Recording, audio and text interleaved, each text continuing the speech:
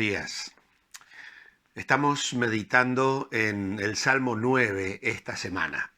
Pero antes de entrar en nuestra consideración hoy del Salmo, queremos enviar un cariñoso saludo a algunos hermanos que están pasando una semana difícil, una semana especial. Este domingo ya comunicábamos a la iglesia la situación de algunos hermanos como Ángel, que sufrió un accidente en su taller y han tenido que cortarle un pedacito del índice de su dedo izquierdo. Gracias al Señor, el accidente no fue mayor, que pudo haberlo sido, y desde ayer lunes se encuentra en casa recuperándose, tiene que hacer curas, pero espera en pocas semanas poder estar listo para seguir adelante con su tarea cotidiana. También estamos orando por Gloria, la mamá de Rubén. Ambos están con neumonía y ambos están ingresados. Les mandamos un cariñoso saludo, oramos por ellos, oramos por Juan, pedimos de manera especial por Gloria, que se encuentra un poquito más delicada, y damos gracias que Rubén se encuentra también algo mejor. Clamamos al Señor por ellos, que el Señor ponga su mano y esta experiencia también les lleve más cerca del Señor y les ayude a dar testimonio de Él, que el Señor consuele y fortalezca a Juan también en esta situación. También hemos estado orando por Juan de Dios, con problemas en su vesícula. Ahora viene un tiempo para desinflamar, para mejorar. Tendrá que estar en casa hasta que le llamen para una intervención. Así que oramos también para que pronto se ponga bien. Está con tratamiento, está ingresado todavía. Le enviamos un cariñoso saludo. Y finalmente nuestro nieto pequeño, Simón, que el domingo al acabar el culto tuvo un accidente y se lastimó una manito. Oramos por él, gracias al Señor también no ha sido algo muy serio, confiamos en que no haya rotura y estamos esperando a que se desinflame esa mano para que los médicos puedan saber realmente lo que hay. Así que bueno, pues ha sido una semana en este sentido complicada. De pronto, en un mismo día, un buen número de hermanos se vieron ingresados y todo nos ha sorprendido un poco, ¿no? Pero bueno, esto nos lleva a clamar más y más al Señor, a depender de Él, a saber que Él está con nosotros, que Él es bueno, que Él es fiel y que ha prometido estar con los suyos en todo momento y en toda situación. Vamos entonces a nuestro salmo de hoy, el salmo al que nos introducía el domingo Fernando con su mensaje bajo el título Mucho que contar. Y nosotros estamos mirando al Salmo, vamos a verlo con una perspectiva algo diferente a la que nos lo planteó. De hecho ya lo encontraréis, aquellos que tenéis la guía devocional, para meditar en la lectura, que está muy correcta, muy llena de bendición, pero también vamos a agregar algunas ideas más en el día de hoy y en los próximos días de la semana. Cuando nos acercamos a los salmos, es importante que podamos tener en mente al menos tres ideas que nos pueden ayudar a resumir el contenido de los salmos. Algunos de los salmos nos hablan de experiencias, o en muchos de ellos vamos a encontrar diferentes situaciones en las que los salmistas se ven envueltos y ellos responden tanto en forma individual como en forma colectiva. Hay situaciones que se mencionan al pueblo de Dios como afectado por cosas que le han sucedido, y otras veces es el salmista en una forma personal que está enfrentando una situación determinada y eso le lleva a plasmar su experiencia en el salmo. Luego tenemos otros salmos donde se nos habla de emociones. hay diferentes estados de ánimo en las experiencias que van pasando y que van desarrollándose en el tiempo. Y así tenemos salmos de exaltación, de alabanza, de gratitud, salmos de confianza, salmos de arrepentimiento, de lamento, salmos penitenciales, donde percibimos de una manera muy singular el sentimiento que el salmista comunica a través del poema. Y también otra idea es que podemos tener presente en nuestra mente es estar atentos a salmos que nos hablan de Dios. Hay atributos de Dios, características de Dios, aspectos de su carácter y también de cómo Él trata con el ser humano, con el creyente o con cualquiera de aquellos que somos sus hijos, como también de aquellos que son sus enemigos o los que se oponen al pueblo de Dios. Así que hay tres ideas principales aquí.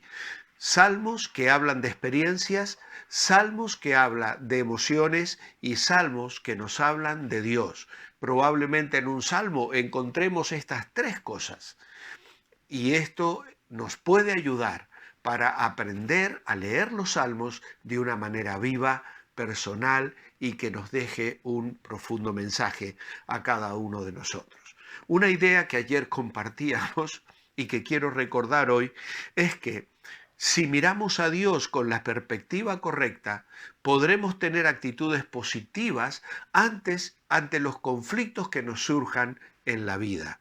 Y esta idea está presente de una manera extraordinaria en el Salmo 9 que estamos mirando.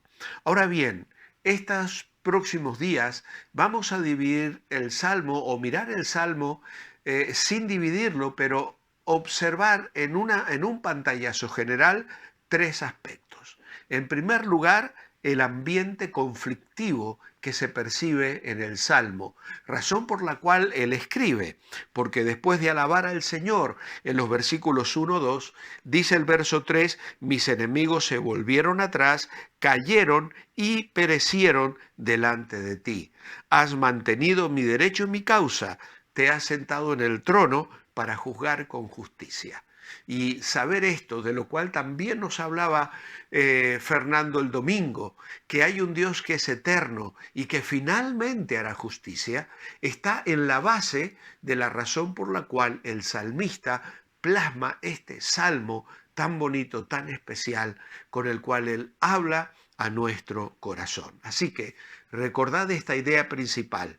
Si miramos a Dios con la perspectiva correcta, podremos tener actitudes positivas ante los conflictos que surjan en nuestra vida.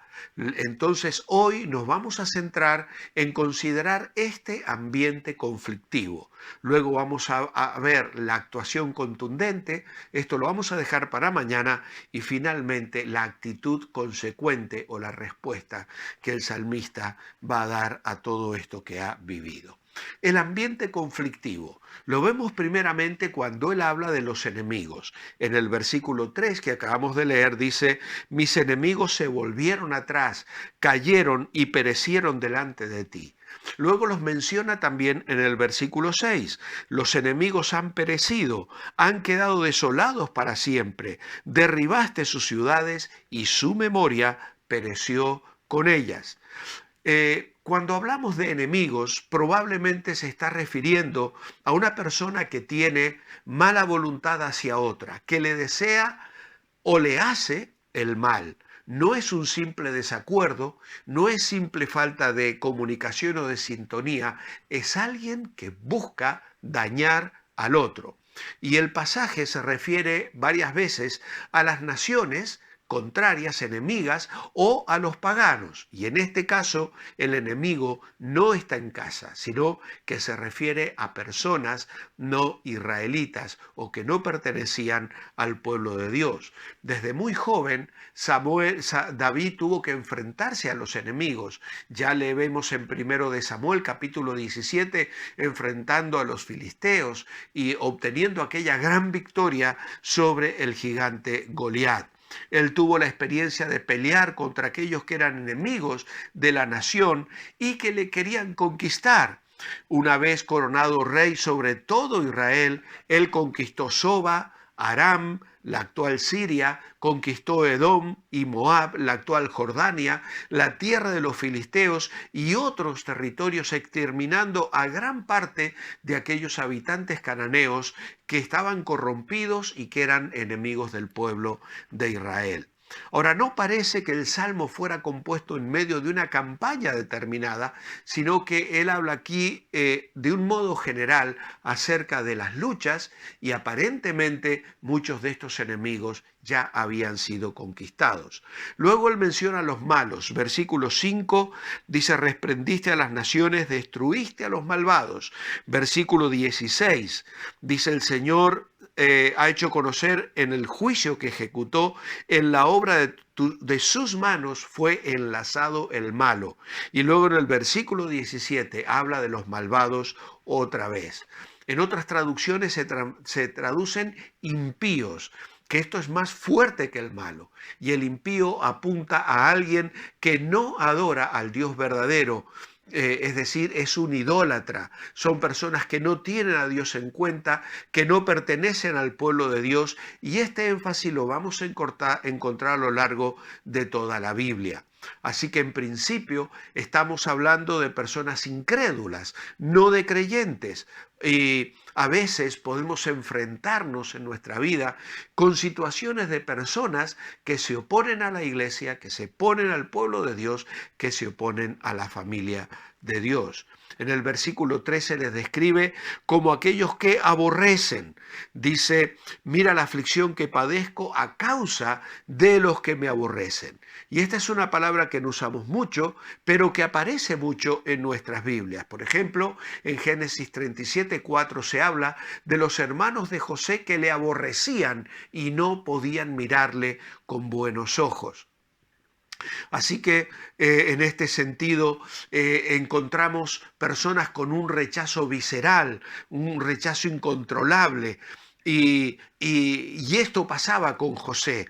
Así que a veces podemos esperar de los no creyentes que nos aborrezcan, y además Jesús lo advirtió en Juan capítulo 15, versículos 18 al 19. Obviamente esto no debería existir en el contexto de la iglesia, del pueblo de Dios, donde se nos manda a amarnos los unos a los otros y no hacernos mal ni procurar el daño, sino siempre bendecir al hermano. Y finalmente, versículo 15, están aquellos que ponen trampas. Dice, en la red que escondieron fue atrapado su pie. Y esta es una de las armas que usa el enemigo en su estrategia. No en el sentido de saltarse reglas o actos ilícitos, sino de lograr que hagamos algo que parece positivo, pero que al final termina siendo un daño para nosotros y para nuestros semejantes. Así que no solamente se usa el conflicto directo por la fuerza, sino que tenemos un enemigo que usa la astucia para hacernos caer, y este es un concepto similar al de la tentación que experimentamos bajo la influencia de Satanás. Así que este tipo de guerra o conflicto armado tampoco debería ser parte de un conflicto entre hermanos, sino que la tentación viene de afuera, viene de Satanás, y en este sentido el creyente no trabaja con esta astucia malvada. Así que, como podemos ver entonces, hay un ambiente conflictivo a lo largo de las experiencias que el salmista va plasmando en el Salmo. Sin embargo, él expresa su gratitud al identificar las intervenciones de Dios contra sus enemigos. Dice que retrocedieron, cayeron y perecieron, y fundamenta su gratitud en esas acciones justas del Señor que favorece sus derechos y mantiene en alto su causa. El Dios del salmista es un Dios justo, y esa convicción es la base de su agradecimiento, y el recuento de la historia de la salvación que él ha experimentado es el fundamento de su esperanza. Nuestra oración escrita esta mañana es: amado Padre, vivimos en un mundo rebelde, en una batalla permanente contra un enemigo poderoso. Sobre él triunfó el Señor Jesús en la cruz, y su victoria puede ser nuestra victoria también. que nuestra confianza en Él sea mayor cada día y así podamos vivir para tu gloria este día. Amén y amén. Hermanos, que el Señor os bendiga. Os espero mañana, miércoles. Manteneos bendecibles.